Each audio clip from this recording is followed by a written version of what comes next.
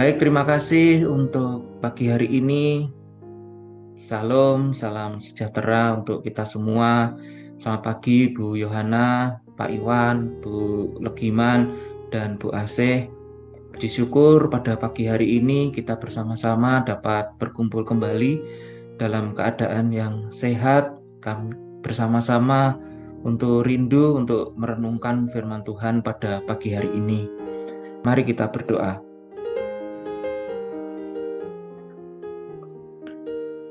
Bersyukur selalu Tuhan akan kasih-Mu di dalam kehidupan kami. Engkau Bapa yang baik, Engkau Bapa yang tidak pernah melupakan kami. Engkau Bapa yang sungguh teramat baik dalam kehidupan kami, yang tidak pernah meninggalkan kami Bapa. Kami mengucap syukur Bapa untuk pagi hari ini kami boleh bersama-sama akan merenungkan firman-Mu. Tolong kami, buat kami mengerti akan firman-Mu sehingga kami senantiasa terus-menerus dapat memperbaharui kehidupan kami seturut dengan kehendak-Mu. Terima kasih ya Tuhan, di dalam nama Yesus kami berdoa. Amin. Ya, Bapak Ibu, mari kita membaca firman Tuhan. Maleakhi 2 ayat 17 sampai dengan Maleakhi 3 ayat 1. Kamu menyusahi Tuhan dengan perkataanmu, tetapi kamu berkata, dengan cara bagaimanakah kami menyusahi Dia? Dengan cara kamu menyangka setiap orang yang berbuat jahat adalah baik di mata Tuhan, kepada orang-orang yang demikianlah Ia berkenan. Atau jika tidak, di manakah Allah yang menghukum? Lihat, aku menyuruh utusanku, supaya ia mempersiapkan jalan di hadapanku. Dengan mendadak Tuhan yang kamu cari itu akan masuk ke baitnya. Malaikat perjanjian yang kamu kehendaki itu, sesungguhnya ia datang. Firman Tuhan semesta alam.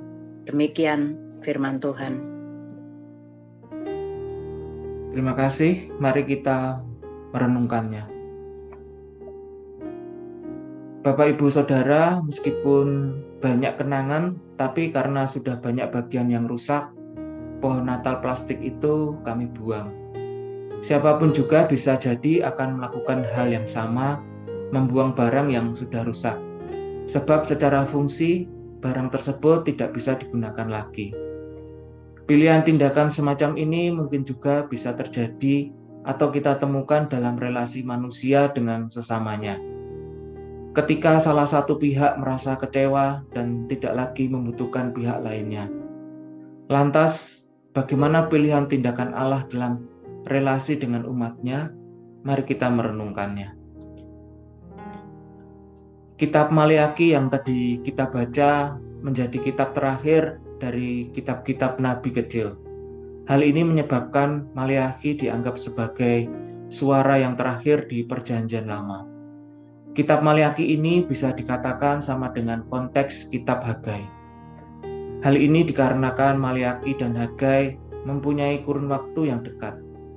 Dalam kitab ini diperlihatkan bahwa para imam mulai berbuat kejahatan di mata Tuhan seperti melakukan ketidakadilan, bergaul dengan penyembah berhala, dan menolak membayar persepuluhan. Pengajaran yang disampaikan kepada umat juga tidak benar. Kamu membuat banyak orang tergelincir dengan pengajaranmu. Di Maleakhi 2 ayat 8. Wajar bila kemudian Israel melakukan banyak pelanggaran dalam praktek hidup maupun peribadahan. Parahnya, mereka menafsirkan kebaikan Allah menurut versi mereka sendiri. Setiap orang yang berbuat jahat adalah baik di mata Tuhan. Kepada orang-orang yang demikian ia berkenan. Di dalam Maleakhi 2 ayat 17. Penyimpangan konsep semacam ini menunjukkan sikap perlawanan Israel kepada Allah. Ibarat barang, Israel sudah rusak. Umumnya sebesar apapun rasa sayang pemilik pada barang yang dimilikinya, barang adalah benda yang tidak mampu berinteraksi. Wajar ketika barang itu rusak dan tidak bisa diperbaiki, Membuang adalah cara terbaik yang dapat dilakukan. Namun tidak demikian halnya dengan relasi Allah dengan manusia. Allah mempunyai cara pandang dan sikap yang berbeda. Allah membenci dosa, tapi tidak membuang dosa. Allah mempunyai rencana baik bagi Israel. Rencana baik Allah ditegaskan melalui Maleakhi. Lihat, aku menyuruh utusanku supaya ia mempersiapkan jalan di hadapanku. Di Maleakhi 3 ayat 1. Melalui utusannya, Allah bermaksud menegur, memanggil, dan memulihkan Israel yang berdosa.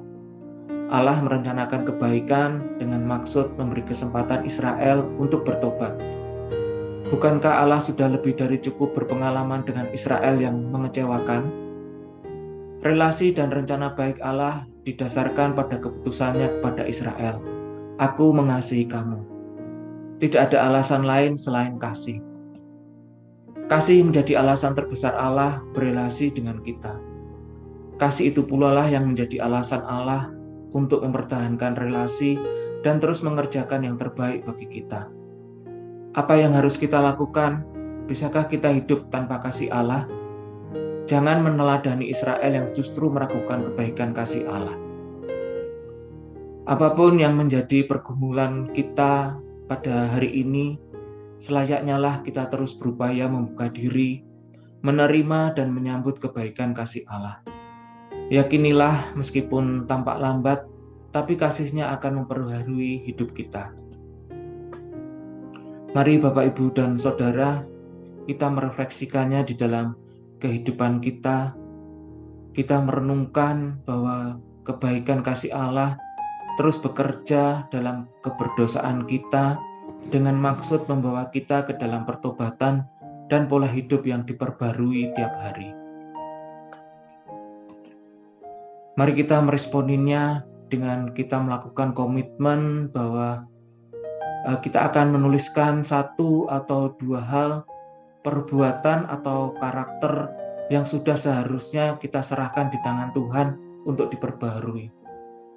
Kita mau berusaha untuk meninggalkannya sebagai wujud respon atas kesempatan kasih-Nya kepada kita. Mari kita berdoa.